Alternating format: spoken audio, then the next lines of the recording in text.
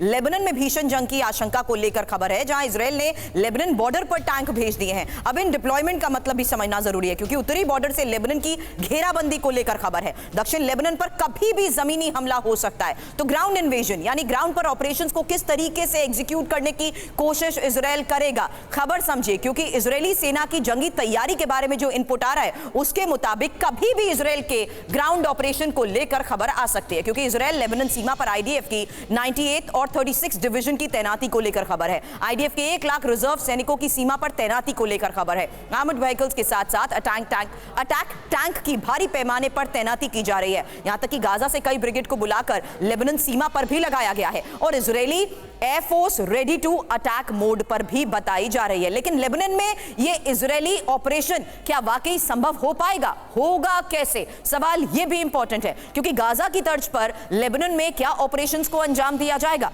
फिलहाल इजरायली वायुसेना लेबनान पर जिस तरीके से बॉम्ब बरसा रही है, एयर स्ट्राइक कर रही है, उसकी तस्वीर हम आपको दिखा चुके हैं। लेकिन हिजबुल्लाह के ठिकानों को ध्वस्त किया जा रहा है एयर स्ट्राइक्स के जरिए। हिजबुल्लाह की कमर टूटने के बाद अब ग्राउंड ऑपरेशंस की शुरुआत को लेकर खबर बढ़ी है, क्योंकि इजरायली ब्रिगेड आर्टिलरी को सीमा पार करने का आदेश मिलेगा, जो रेडी टू अटैक मोड पर है। हालांकि ग्राउंड ऑपरेशन में टैंक और स्पेशल फोर्सेस की क्या अहम भूमिका रहेगी। बड़ी तादाद में टैंक्स को गाजा से लेबनान सीमा पर भी लाया गया है। सुमित, इस बारे में भी हम सवाल यही कर रहे थे, आप इस इलाके में जा चुके हैं, यहां पर भी बहुत बड़े चैलेंजेस होंगे इलाके के लिहाज से। क्या इन ग्राउंड ऑपरेशंस के तहत इजरायल के सामने भी बड़ा चैलेंज नहीं है?